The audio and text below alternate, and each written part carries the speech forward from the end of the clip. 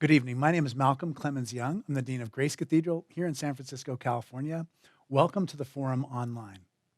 David Kim is a professor of religious studies and American studies, the author of Melancholic Freedom, Agency in the Spirit of Politics, and has been called by Cornel West the leading philosopher of religion and culture of his generation. He is founder of Radical Love Productions, a media platform dedicated to building a common culture, dedicated to social justice, and to living our best moral selves. Each year, the Cathedral chooses a theme for inspiration and reflection, and in 2022, our theme is connection. Tonight, we'll be talking about cynicism, racism, and violence, and the radical love it takes to see the humanity in others and to reach across to bridge that gap. David, thank you so much for joining me. Thank you for having me. Yeah, what a blessing it is to see my old friend here. You have an eclectic resume. In addition to what I just mentioned, you're a classically trained musician. For over 15 years, a creative consultant for David Dorfman Dance and president of Major Hospitality Group, widely recognized as a tastemaker and entrepreneurial innovator in the restaurant industry. So how do all those things fit together in one person? Well, I don't know if they fit together. I think I think it gets get a little distracted, but yeah. Yeah. Thank you so much for having me. Oh, it's so good to see you. Yeah, it's wonderful to see you as well. Yeah. David and I have been friends since the early '90s, That's right. and he's someone who I admire very much. I remember you and I were standing outside of Rockefeller Hall after a seminar of some sort, and we were each talking about like publishing houses where we would like to be published. That's right. And it was great because I was just learning and being formed about what kind of intellectual I was going to be. And you've become quite the intellectual. Well, thank you. Thank you. Yeah. So radical love. Tell us a little bit about radical love. Like, what does it mean, and how do we begin to embody that kind of perspective in our own life? Well, radical love is not just a way of seeing the world, but being in the world. Yeah. It's a demand that we love ourselves enough to let things in us die in order to live. And you know this as a theologian and as a pastor that has resonances with the Christian traditions. Yeah. That we have things in us that we think are indispensable to who we are. Yeah. And those can be covetousness and a kind of protecting the ego. Yeah, protecting the ego, but also even things like, well, I need to pursue these interests. Right. That's who I am. I'm a surfer, and as soon as you get arthritis and you're not a surfer anymore, what are you? This is true. Well, as you said, I was a violinist for a long time. Right, completely. And when I recognized I wasn't really that good, I had to let that go. But the point of radical love is that it's really the core of what makes us human. Yeah. And to understand that there's a love in us that we have to strive for, aspire to, cultivate, be vigilant about. Yeah, I love that. Cornel West has had a huge influence on me. I mean, and me as well. Yeah, but you were so much closer to him, and Cornel West recognizes your talents as a philosopher and your deep connection to religion. I wonder if you can talk a little bit about your relation with him and just kind of like what you've learned from him. And I'll tell you a little bit what I learned from him. Sure, please. So I took that class on Schopenhauer, Hume, Erasmus. Yep. I can't remember the fourth figure. Oh, the last figure was the Josiah Royce. So that a small seminar class with him, and so talking to him about pessimism, like how powerful despair is a kind of almost like an opponent to us being able to be fully actualized as human beings. Right. So anytime any of those topics come up, and I can see things through a Schopenhauerian lens in a way that I think has just been really helpful for me. Yeah. So, but that's, like I said, I have such a, compared to you who saw him every day on a daily basis, for so many years. Yeah. I mean, he must have had so much more of an influence on you and your thinking. Well, I mean, I would say that I would not be the intellectual, the human being that I am without Cornel. Yeah. I've said this about him many times. I mean, he really saved my intellectual life. Yeah. In many ways, he's my spiritual brother. Yeah. And I just saw him a couple of days ago in New York. Yeah, I heard that in New York City, right? Yeah, and Yeah. It's funny. Every time I see him, he was very gracious. I was sitting in a class of his, and he lengthens the amount of time we've known each other. So this time it's like, we've known each other for 35 years. I said, Cornel, I would have been 15. Yeah, right, exactly. But, we met at a time where I was very unsure about my prospects as a graduate student, as someone who was going to pursue things like philosophy of religion and theology. And he instilled in me and demonstrated, not instilled in me, I guess he showed me what it could be like to be an intellectual, what it should be like, which is to say, kind of an inveterate curiosity, but combined with a sense of humility. It's never that you have kind of a mastery over a canon, but then also saying, look, this comes out not because we're trying to demonstrate our mastery of a canon or knowledge or books, but it comes out of the traditions that made us. So for him, it's the Black freedom struggle. He'll say about his parents and his grandparents and so on, and I would say that about my own family. But to find this kind of conjoining of traditions, where he embraced me as somebody that understood the virtues and values of the Black freedom struggle, and felt the deep connection between that and studying Schopenhauer, right? Studying Hume, studying Kant, all those things. That intellectual work isn't done just for its own sake, but it's for the sake of deepening our humanity. And I continue to learn from him. I would not have come to my own understanding about radical love if it were not for this this decades-long conversation between the two of us. Yeah, I wonder if you can explain a little bit to me, like what makes him such a compelling force in just popular culture? Like, we've had so many different teachers, and we've seen so many lecturers come through Harvard. So why is it that he so captures the public imagination? He has an ability to speak to very basic human concerns. In ways that both challenge people and inspire them. And I said this to him many times, that I find that he has this amazing ability to engage what I call intellectual shorthand. So he might talk about Hume, or he might talk about Josiah Royce, but make it relevant to somebody on the street. Make it relevant to somebody who doesn't have any background in that, and piques that curiosity. I mean, his ability to speak to everyday people and again, it's not about translating ideas, but it's about connection. It's about and he has a heart for it. He has a real heart for people. And I continue to learn from him. Yeah, my experience is the same completely. And I have congregants who are African American who are very upset about his the critical things he would say about Barack Obama, for instance, when he was president. And it was really hard for me to just talk about it is his calling to say things that are difficult things. Well, I mean, that's the prophetic tradition. That's exactly right. That's what I tell them. Right. I mean, he wouldn't do what he does. You wouldn't do what you do if it were not for the fact that we feel a call. And the calling demands that we show up in the world in particular kinds of ways, that we bear witness, we tell truth to power. And hopefully we tell truth to power with love. And we do, so even when he was critical of Obama, it wasn't a personal affair, but it was born out of a sense of indignation that a higher purpose and a higher call wasn't being met by that particular person. Yeah, and the pointed issue is That's right. extrajudicial killings by a government. That government can, without a trial, sentence someone to death by assassinating them in a foreign soil. No, that's right. And I just don't understand why people weren't more sympathetic to that point. I mean, it's just like we believe in the rule of law here in the United States. So, do we just not live by the rule of law when it comes to citizens of other countries? Well, but I think folks confuse affection. Yeah, that's true. And too. admiration. Yeah. And that will cover, just to use a term, sins. Yeah.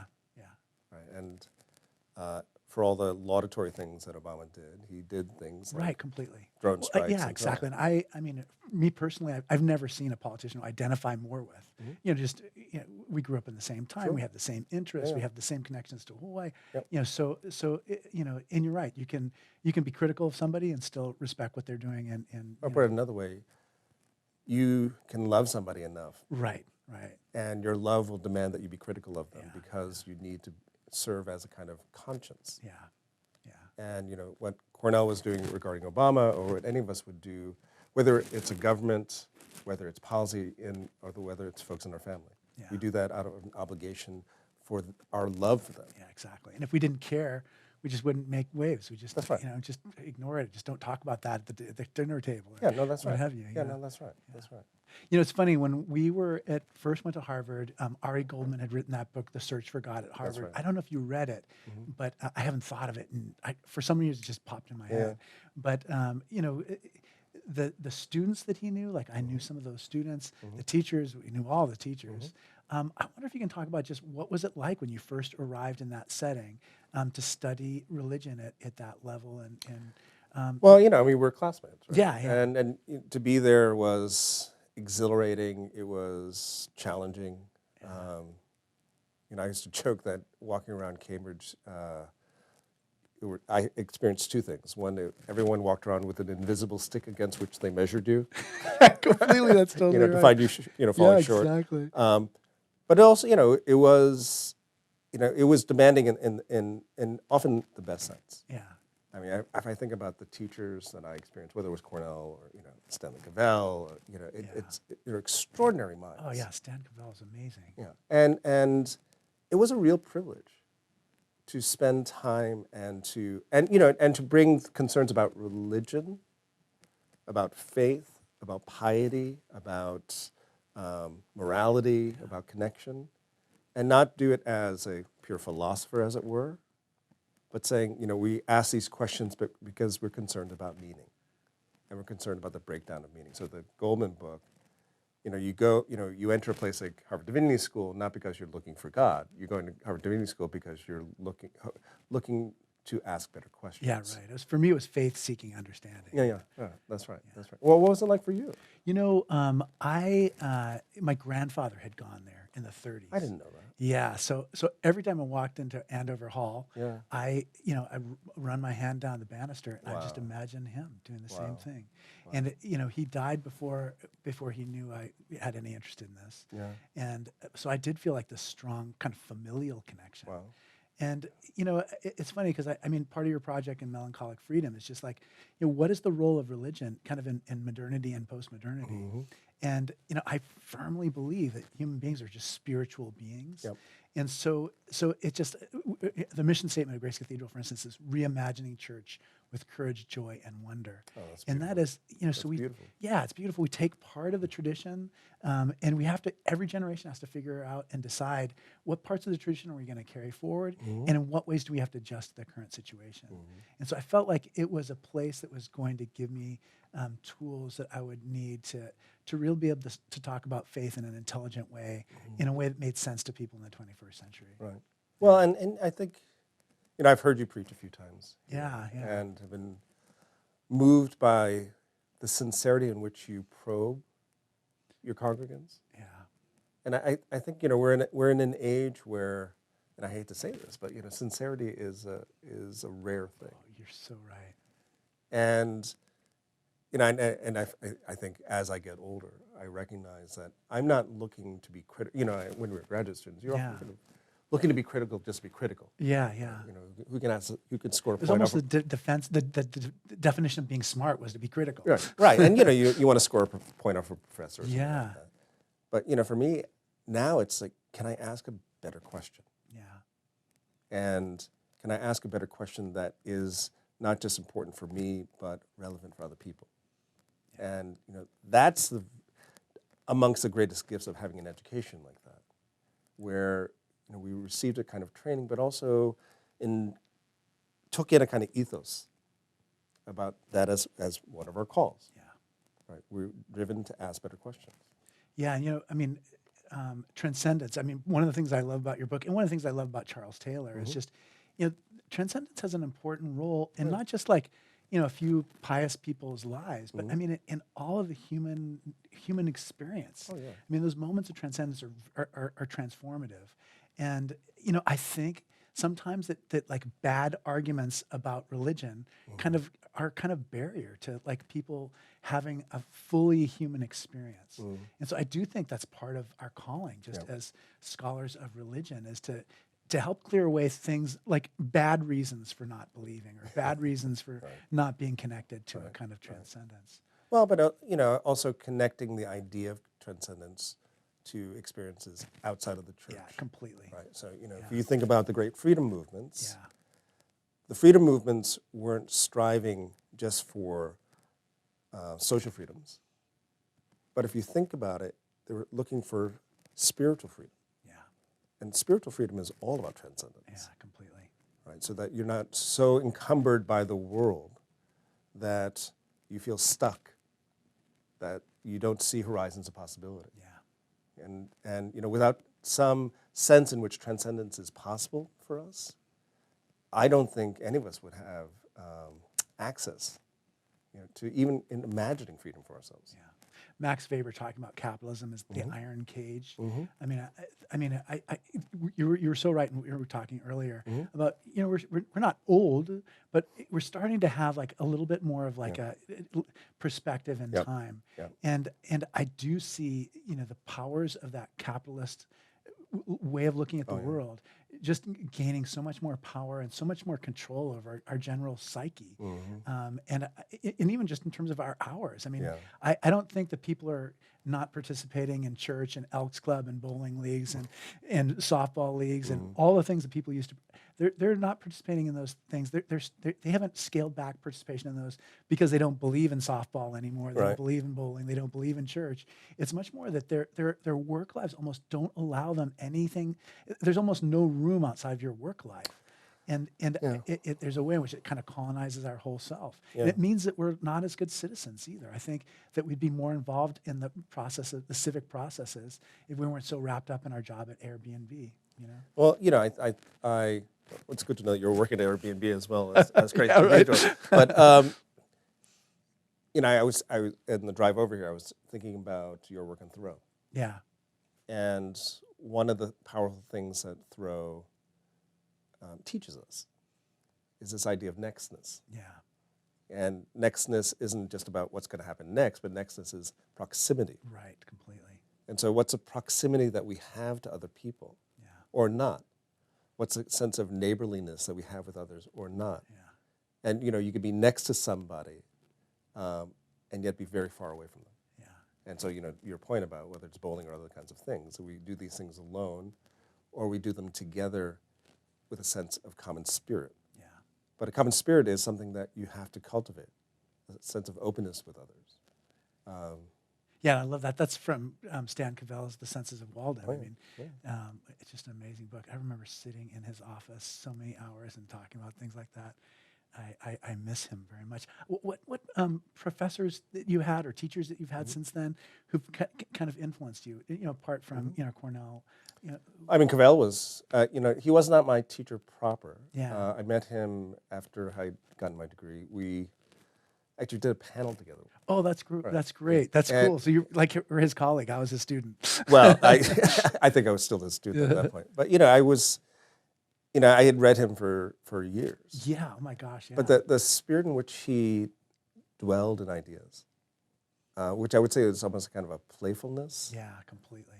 Which I think also was born out of the fact that he was a jazz musician at Berkeley. Wittgenstein. Completely. Like as a young man, and so he had that kind of commitment to improvisation around ideas. Yeah. And so the way he wrote about the American spirit, right? The way he talked, the way he wrote about the kind of possibilities of what we could have. I mean, I miss that kind of tenor of philosophy. I miss that kind of tenor of intellectual work. Because, I don't know, maybe I should read more widely, but I'm struck by people's needs to be, this kind of drive to be right, as opposed to a drive to want to play. Yeah, right. I love that. That's a great way of, and I think of teachers like Dick Niebuhr, Oh, sure. Gordon Kaufman, Francis Fiorenza, Mhm. I mean, Elizabeth Schussler Fiorenza, Margaret Miles is like, it was with me. I mean, she's like a voice in back of my head I all love the time. Margaret. I love Yeah, her. I mean, Yeah. but what a gift it is to be able to experience, at least like anytime I approach a theological or religious Mhm. question, at least I know in my head what these living teachers Mhm. I had thought of it. And then I studied Calvin and Mhm. Kant and Schleiermacher enough to have a sense for what these historical figures think Yeah, of it yeah. too. Well, amongst my most important teachers at Harvard was Dewey Ming, Oh yeah, a right. scholar of Oh, he's Confucianism. amazing. Yeah, And, completely. he opened up the Confucian horizon to me, even, as someone who didn't have the language for it, um, and really invited me into, I mean, much in the same way that Cornell did. Yeah. He invited me into that world, and I have a deep gratitude to him for Yeah. that. Oh my gosh. Yeah, that Confucianism is. I think it's part of your distinctive voice as a Mhm. teacher and as a philosopher of religion. Yeah. And I wonder if you can talk just a little bit about just like how that voice, how you found that voice, Mm. and when I was talking to Greg Kimura, our Yeah. former colleague, Yeah, about yeah. you coming here today, he was talking about Francis Fukuyama's Mhm. thesis about it's not going to be capitalism versus communism Right. anymore. It's not going to be Christianity versus Islam Right. anymore. It's going to be like liberal democracy and Confucian hierarchicalism Yeah, yeah. is that. So I mean, so where are you in just terms of just how those Confucian ideas and ideals are becoming kind of alive in North America? Well, I think for myself, I'm not who I am if it were not for my upbringing as I wasn't told, by the way, young David, you're a Confucian. Yeah, yeah. But I was raised in these practices of reciprocity and senses of filial piety, where we hold a sense of accountability and responsibility for each other. Marry that with my Christian faith, where that sense of responsibility and accountability for others is really born out of love. And so, I continue to struggle and wrestle with this relationship between love and ethics. Yeah. How to, and the bonds that are made out of each of those. And, and when you asked me about Cornell and I talked about the Black freedom tradition, I understand that the bonds that made the Black freedom tradition found their way into my life. Yeah. I'm a first generation immigrant. Yeah. My family does not come here if it were not for the fact that the Black freedom tradition Right. opened up Totally. immigration. Yeah. And so then I have a responsibility.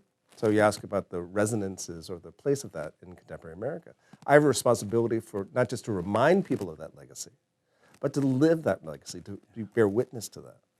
I mean, we're at a time where the Civil Rights Acts of '65, the Voting Rights Act, the Immigration Naturalization Act, other civil rights acts are being dissembled actively. Yeah.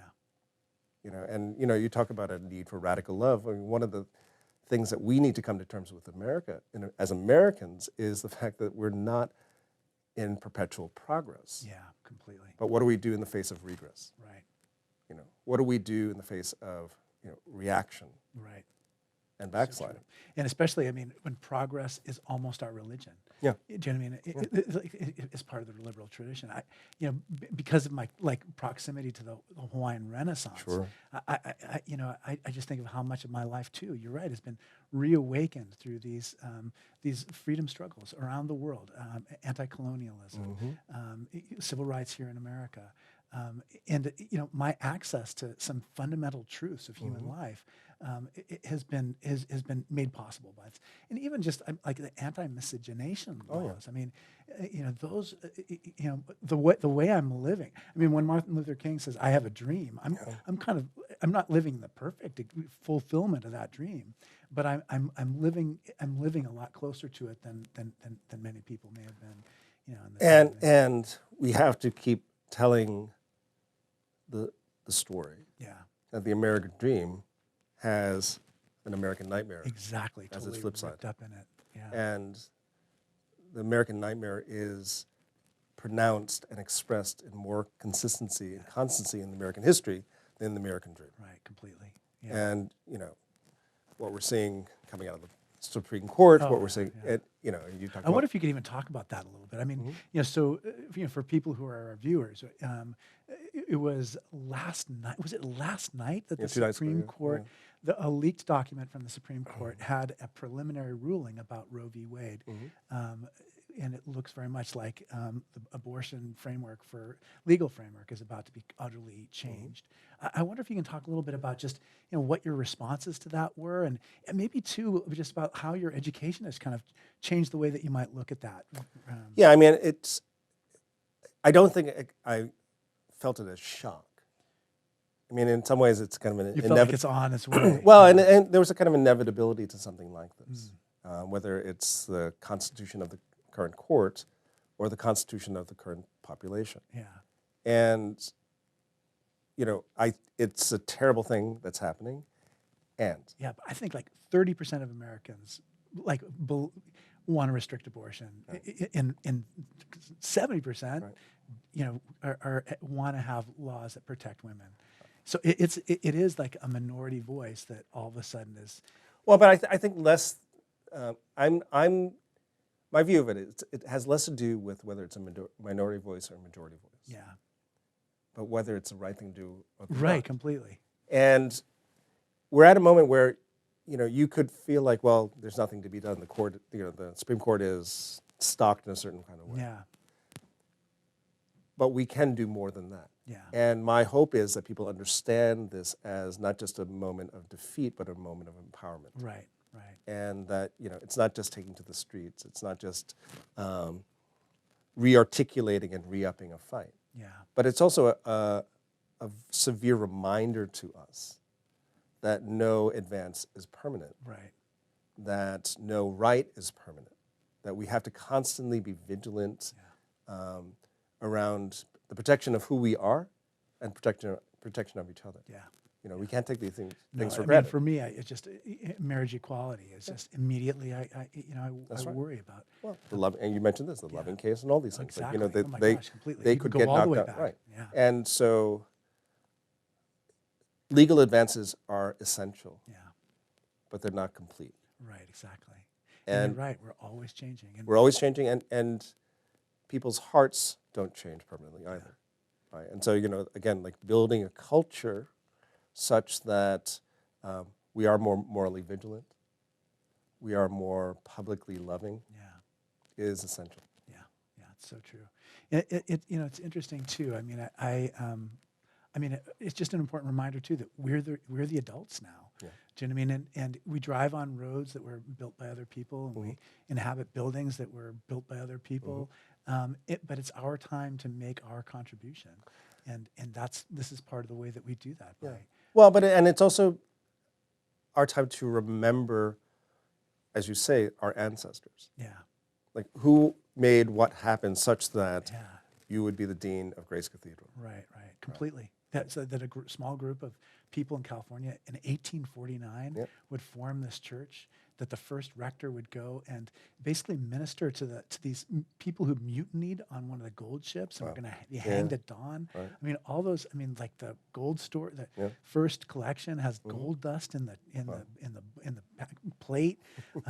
Yeah, you're right. I mean, and all the way to like the labor movements of the 30s when the cathedral and the Diocese of California stood up in favor of the labor unions, and we lost the funding for the building, and the AIDS crisis, women's rights in the 70s. And in the 60s, I think one of the first women deacons in the Episcopal Church was ordained here. But there's so many ways in which our ancestors, were carrying on this struggle, and then there's ways in which we fell short too. Absolutely, and we have to be mindful that we are future ancestors. Yeah, right, completely. Right? So asking the question about our own legacies. Yeah. Right. What are we handing down to our next generation? What is a world that we're making for the next and the next and the next? Yeah. You know, one of the things I've been dying to ask you about, and Greg and I were talking about this Yeah. also.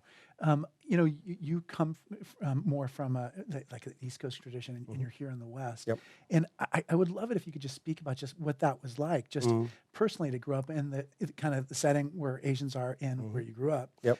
versus like, you know, Los Angeles, which has a huge Korean community. Yeah. And, you know, we have a very different kind of local culture. Yep. I wonder if you could talk a little bit about what you've learned and noticed as you've Yeah. been out here. Well, you know, I mean, growing up look, I was, as I said, I was a first generation immigrant. Yeah. I came to Massachusetts in the 60s, which was not necessarily the most Which racially... town were you in? In Worcester. Worcester. All right. But, you know, not the most racially progressive place. No, completely. Right? And then growing up in Rhode Island, Yeah. you know, where we were one of a small number of Korean families, one of a small number of Asian American families there. And, you know, that feeling of being minoritized both demographically but also culturally, being othered not simply as for racial reasons, but a whole host of things, where the unwanted lessons about white supremacy were there very early. Yeah. You know, I grew up in that context, went to school in that context, you know, raised kids in that context. And, you know, by the time I made my way here to the Bay, I have to say, like, you know, coming to the Bay felt like coming home, even though I had never lived here for any amount of time. Yeah. You know, there was something about the natural or kind of seemingly unapologetic commitment to multiracial community and multiracial solidarity. And this is far, I mean, we're far from living out in nirvana. Right. Oh my gosh, Right. completely. There are schisms and so on. Yeah. But the ways in which we don't have to argue for the facts of demography and a complex demography, that we, and that you have, you know, decades, if not centuries of traditions of multiracial existence, coexistence. I won't say it's refreshing, but I say it came as a comfort. Yeah. Right. And again, there's so much work to be done. You know, no advance, again, is permanent. Right, right. With the way you've described California, it's almost like how I feel about Hawaii, where, you know, where white people are not in a majority, and there's just a very different developed culture. Yeah, right. Yeah. It's so interesting because I think, you know, we're in the midst of such big changes. Yeah. Well, I mean, how was California for you? I mean, you went to school here? Yeah, you know, I mean, I in some ways I feel like the greater country is kind of going what through California already went through. So I think of George Duke-Machen and Pete Wilson during the 90s. I think of like all the anti-immigration legislation, anti-immigration, the legislation against gay marriages that were happening in the 90s. And all of it was kind of in anticipation of just kind of an entrenched white supremacist ruling party, kind of seeing the writing on the wall and kind of panicking about that, and then just going over to the other side where you know, whites may not be in a majority anymore and things are going great. Things are going well, but you know, Well, I mean, we have our own bicoasalism in California, right? Where, you know, San Francisco, for sure, California, LA. Yeah, and then But you also have, you know, red counties here. Yeah, exactly. I mean, when I was getting ordained in the Central Valley, I as part of like the interview process, people were asking me, "What do you think about gay marriage?" In like 1990, you know, you know, because if I didn't pass the litmus test, they're going to cut me. So what did you say? I told them I was in favor of gay marriage. I mean, it was so obvious to me. I mean, for me, it's like, it's a family issue. It's just like the people I love the most in the world are gay. So I'm just like, it was a really easy one for me. But you know, I love that frame though of calling it a family issue. Yeah. Right, or it's a family affair. Why? Because, you know, families are we have our families of origin. And we have our chosen families. Yeah, exactly. And, you know, if I think about the incredibly diverse backgrounds in which my chosen family comes. And, you know, people for whom I, you know, like they make my life what it is. in the I best. feel the same way about you, David. I I- learned so right here. much from you over so many years. Yeah. I always feel like I'm kind of like your little brother. I'm like it's 2 steps behind you. And, Not at no. but you know Listen, what's so listen. interesting to me, and this is something that's just you're probably you're at the forefront of this. You know, I think our understanding of race is changing and developing in the academy, in the intellectual world. I just feel like young people today, the way they talk, who I interact with and who I talk to, I mean, there is a way in which they're so much more savvy, Oh, yeah. so much more intelligent. Like I do, like a 20-year-old may not be able to teach me a lot about Schopenhauer, but that 20-year-old can teach me tons about how different races interact. You know, what we are doing about trans rights and trans. And I wonder if you can talk a little bit about that too, just because I do see you as kind of one of those experts in race, and maybe you can talk a little bit about just the ways in which we've made progress and our intellectual understanding of race in the last 20 years. Well, I mean, I think the progress, you're right, it's born out of the generation that we're witnessing now, these young folks. Yeah. And again, they're not a monolith. Yeah, completely, exactly. But the I guess, what would you call it, the more progressive-minded amongst them have understood, why we got here, how we got here. Yeah. As you say, they're unapologetic in advocating for not just racial equality, but racial freedom. Yeah. And amongst the most beautiful things is their commitment to racial complexity. Yeah. There's a kind of stubbornness that we hold certain racial identities. Yeah. And, Koreans are like this, and, Right. Black folks are like this, and so on. And, when you talk to young folks, it's not even that it's an insistence on fluidity, but it's a living of it. Yeah. And that's an amazingly beautiful thing to witness. Yeah. And so, just as you say, like, we can learn from them. Now, it's not that they have all the answers. No, not at all. But they're like I said, they speak in much more mature ways, and they're aware of issues that I overlook. And I'm so grateful for them in that way. Can you talk a little bit about just like what you were teaching, and just kind of what kind of classes you were working with? And Oh, sure. yeah. Yeah. I mean, I'm trying to think of like the classes I've really taught me in many ways. That's what I was really getting at. Yeah. 'Cause- I mean, so actually, Cornel and I did a course a while ago, 7 years ago, on radical love. oh yeah, great. Oh my And I did another one more recently called Love and Justice. And it's funny, like these courses that are, big ideas, either overly simplified or incredibly complex, really challenged me to be more explicit about what I believe and understand and what I don't. Yeah, yeah. Right? And so, we might, as Christians, as Confucians, might say, like, we understand instinctively what the relationship between love and justice is. Right. But then asking to articulate that in a way for folks who do not exist in the same spheres of life. Yeah. But then also to say, how do we speak about it in a way that has purposeful impact on the world? Yeah. And there's so much of that work that needs to be done where what we're doing is really building a language of, a new vernacular, a spiritually rich way in which we can express what it is to live love and justice together. And so, we'd read James Baldwin, we'd read, Cornel and other folks where, it's, again, like not about declarations about how we get love and justice right, but asking those better questions. What is it when love flags? What is it when when justice fails us? Right. And how do we commit or find ourselves committed to a faith that we can reconnect and rebuild that relationship? And we're living that moment now. Yeah. I wonder what kind of like long-term projects you have in mind that are occupying your attention and your imagination right now. Like, like what are you thinking about in terms of just like what you're going to be working on, what you're going to be bringing to the world? So we have a big project underway called the Hope Index. Right.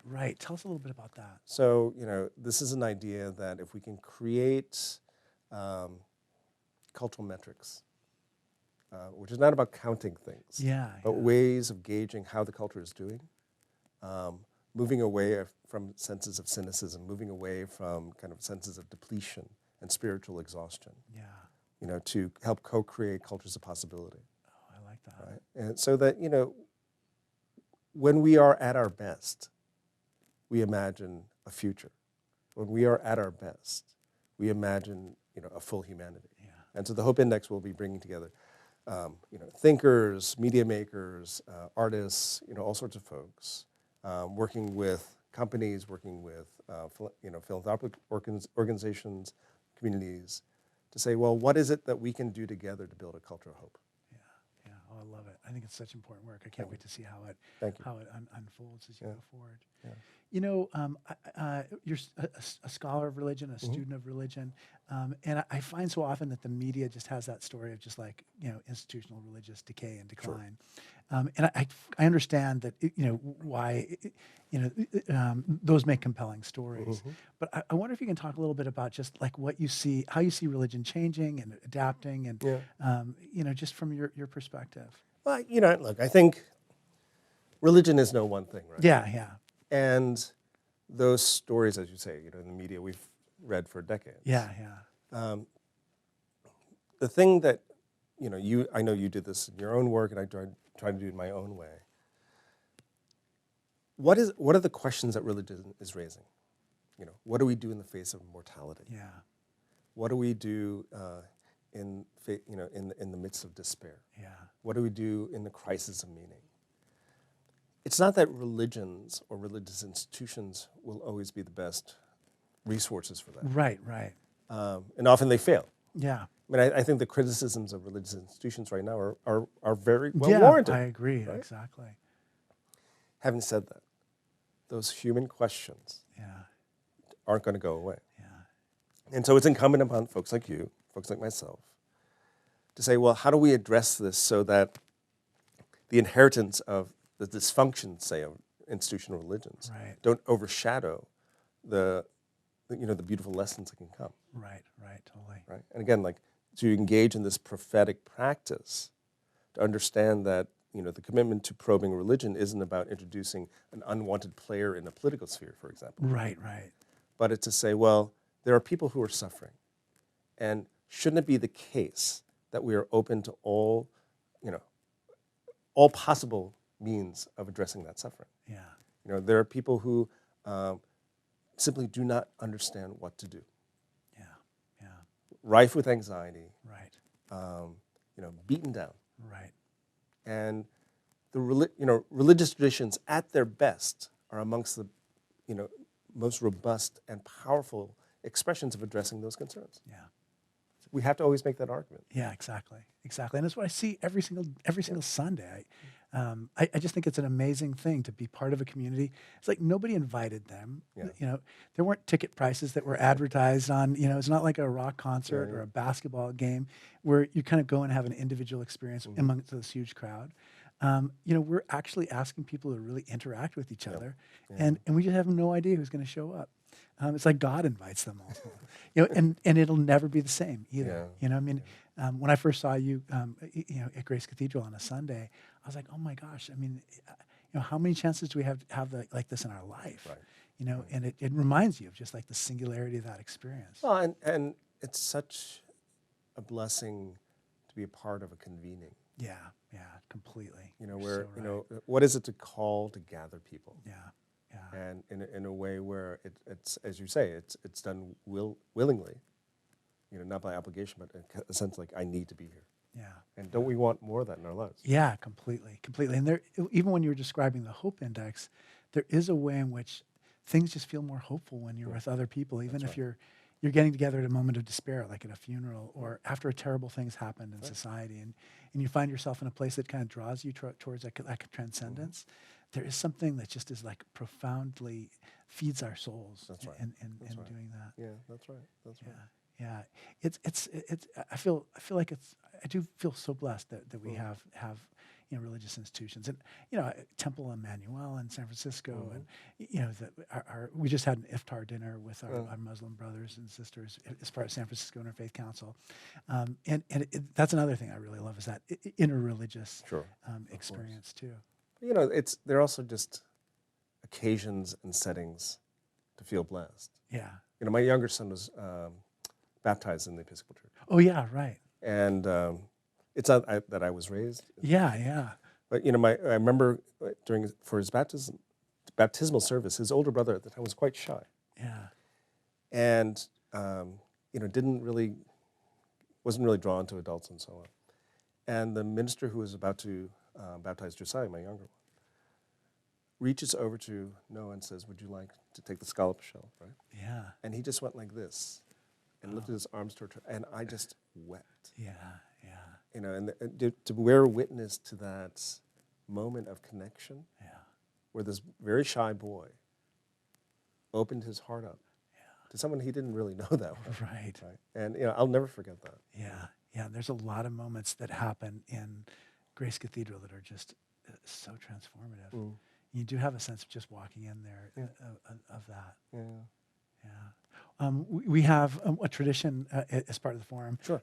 Let me tell you, normal forums are so fun. Yeah. There's like a whole crowd in an auditorium. You're not about to say unlike this one. No, this is great. I mean, for me, this is absolutely my dream. I mean, this is my chance to ask you all these questions I wanted to ask you, but you know, just not. I was so appreciative of this. Yeah, no, this is so great. But what we do is we ask people to write little questions on note cards. Oh, great. And so people send in questions. So we have one question that says, what are some of the important issues for faith communities with respect to Asian America right now? Mm. Oh yeah, I was going to ask this too. The anti-Asian violence issue is top of mind for most Asian American groups, Yep. but has been sort of passed over in the media after Trump. What can the churches be doing to help in this? And what other areas of concern for Asian America that the church could lead? Well, listen, I mean, I take the point of the question, but I don't think that's the case that people have lost. I think this is what he was saying in an earlier version of talking to this person about this. He was talking about just like the media attention. It's just like, just like it's like a spotlight, and it's just moves Oh yeah, on. yeah, no, for sure. So that But was I was just in New York City yesterday, and I was thinking about this. You know, I'm standing on a subway platform. Yeah, right, completely. And I've been on a subway platform in New York thousands of times. Yes, yeah, But I had a moment where I thought, is someone going to come up yeah, and shove me onto the tracks? right, And it didn't last, but just that flash of anxiety is a reflection of what's going on in the culture. completely. And what might the church do? I mean, I think the church is already doing a lot for the activists that are out front. So my friend Russell Jung, for example, one of the founders of Stop AAPI Hate, Right. Is a lifelong Christian, sees this as part of his Christian witness, and the churches, the temples, they're organizing folks. Yeah. 'Cause, this is an example of when a church or otherwise, religious institution or otherwise, can serve as a real resource. Yeah. As a refuge, and not to say they won't do it; they'll do it all the time. And you will watch leadership here, right? Our Asian American ministers or others stepping up in this moment and saying no, but also stepping up when this is happening for Black folks, when this is happening for Latinos, when it's happening for Indigenous folks and Muslim folks, right? So that it's not just when our folks get hurt, but we understand our obligations to bear witness, to speak truth to power, and recognizing that the attention that Asian Americans may have gotten for a moment, or maybe still do, is attention that we need to draw to other folks as well. Yeah, one of the things, like I'm the world's best expert on melancholic freedom right now. Just like for an instant, because I'm the person in the world who's read it most recently and examined it and studied it. I love the category of melancholy as being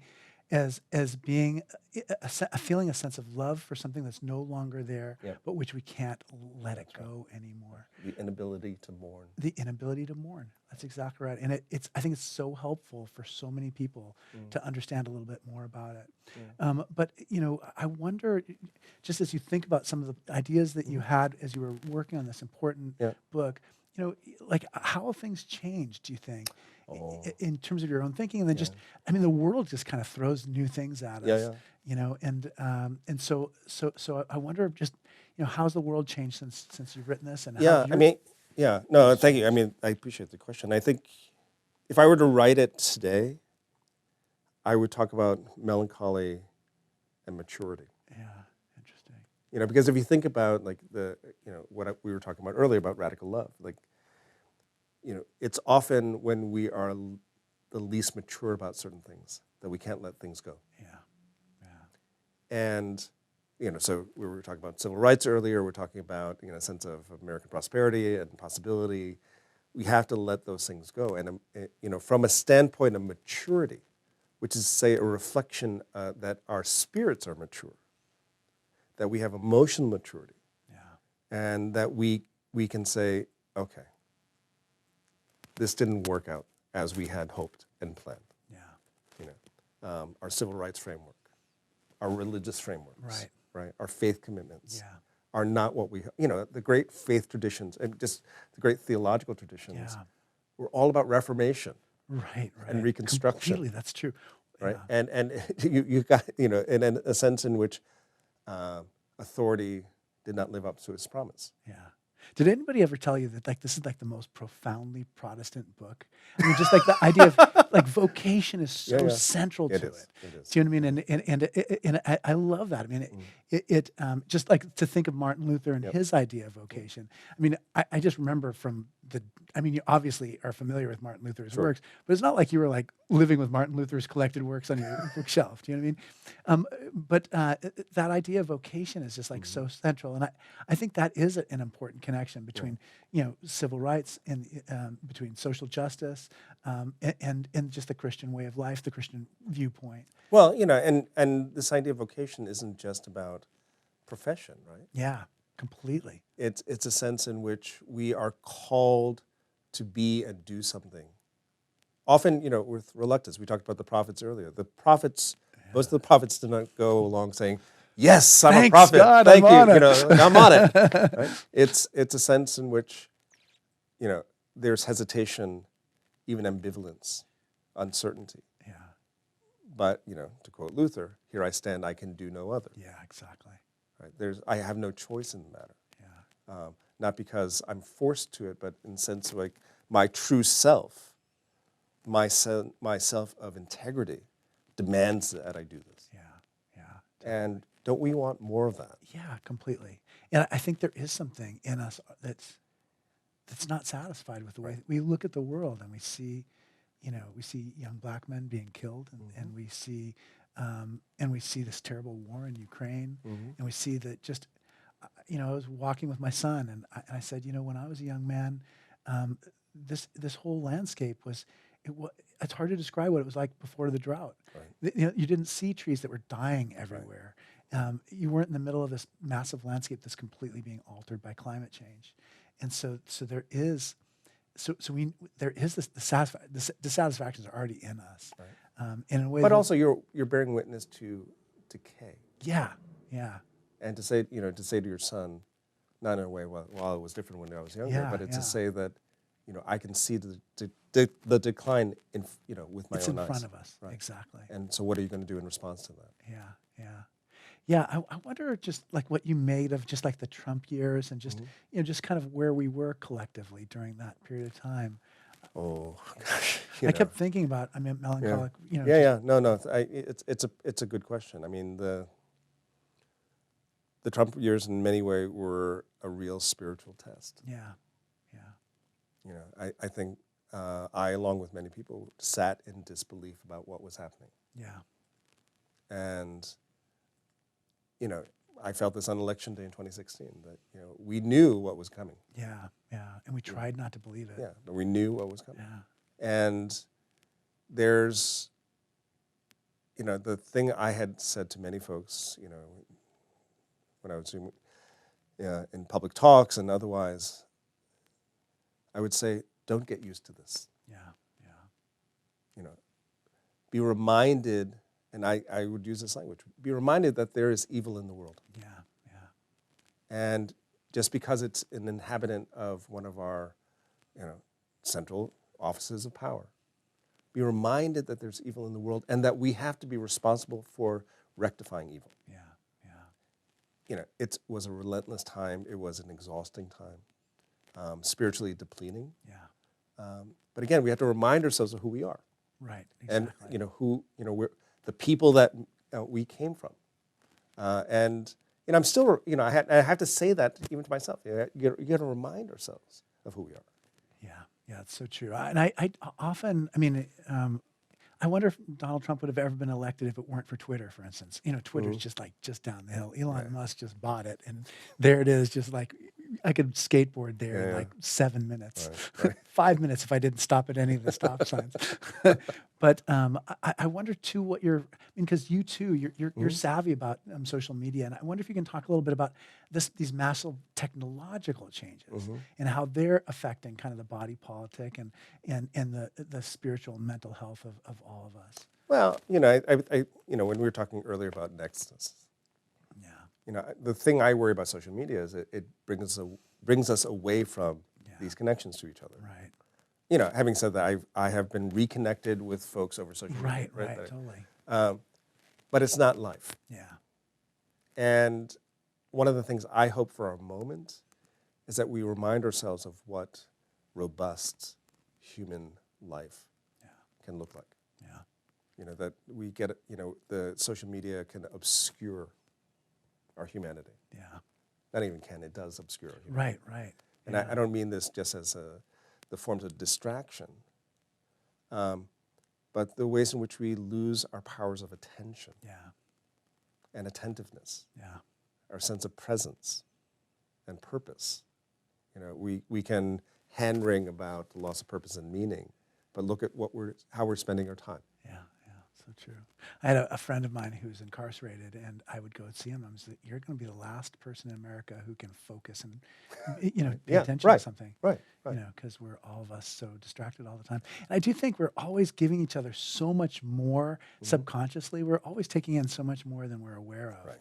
And I think that's part of the reason why we just need to be together. It's so funny because on the one hand, I'm presiding over this like massive change in Grace Cathedral where, 700, 800 people or whatever number it is are watching every Sunday, thousands of people tuning in over a course of a week.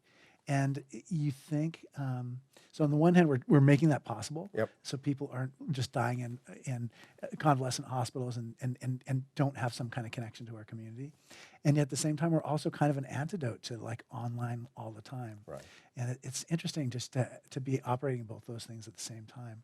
And I do think I'm almost like, it's like when the movable type, like Gutenberg's Bible, it's just like all of a sudden it's going to be a massive change globally, and we don't really know how to do it yet. But also that we have more control over it than we will. Yeah, that's true too. And especially as individuals, Yeah, that's right. We're the ones who decide how much it's going to drive our consciousness. That's right. How much it's going to affect what our sense of identity. Yeah. I wonder if you can talk a little bit just about what you see as signs of hope these days. Because hope is just totally a word I associate with you. Yeah. Well, you talked about young people. If it were not for teaching, I think my spirit would have been depleted a long time ago. Yeah, interesting. Right. Yeah. But the pushback to oppression, whether it's in the Ukraine, whether it's in Palestine, whether it's in the United States. Yeah. Those are signs of hope. Yeah. But we need to convert hope from episodic events to deep-rooted culture. Yeah. And, you and I have talked about this many times before, that, amongst the most insidious ways in which hope gets undermined is cynicism. Yeah. Where people are keeping their hearts away from the world. Yeah. I'll take, you mentioned this earlier, the trans rights movement. Oh yeah. Is to me an incredible. Yeah, I feel the same way. It's so inspiring to me. And that they transformed the culture so swiftly. Completely. And I thought, okay, listen, if we can do that, that can happen in such a swift amount of time, that's a sign of hope. You're so right. And for people I know who've just been so put down and been able to find their communities Oh, yeah. and Oh, been yeah. able to reach out and empower other It's a people. beautiful thing. It's a really Yeah. beautiful thing. Yeah, I do. I feel very blessed by people who I have in my life like that. Who, Yeah, absolutely. they're totally inspiring figures. Yeah, and have a lot to teach us. Mm-hmm. I can't believe the bells are ringing already. It's just like, did the bells just ring like 3 minutes ago? I've been looking forward to this so much, and Thank just you. it Thank you definitely. for having me. It's I really mean, a blessing. this institution is so blessed to have you lead them, and I'm blessed to have your friendship for so long. Yeah, me too. Me too. I'm glad that we're going to be able to get old together. The other thing that's wonderful too is I think as our children are, we have fewer responsibilities for our children, even though we'll always be there Sure. for them. But I do think it is opening up new spaces in our lives so that we can have, Absolutely. those adult friendships that matter so much. Thank you. Yeah. Our next forum is on Wednesday, May 11th at 5 p.m. Mark Andrus, Bishop of the Episcopal Diocese of California, will be talking to presiding Bishop Michael Curry about the initiative End Slavery for Good and the work to remove the loophole for involuntary servitude in the 13th Amendment. That's what we're working on super hard here, by the way. It's just like, we're going to change the Constitution. No one's going to be enslaved in America. Wow. Anyway, it's our big ambition. We rely on your support for the forum. Gifts of any size make a difference. You can give on gracecathedral.org or by texting THINK, T-H-I-N-K, to 76278. So 76278.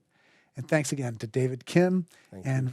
We're so grateful for you and look forward to our next conversation. Thanks so much. Appreciate you. Yeah. Good night, everyone.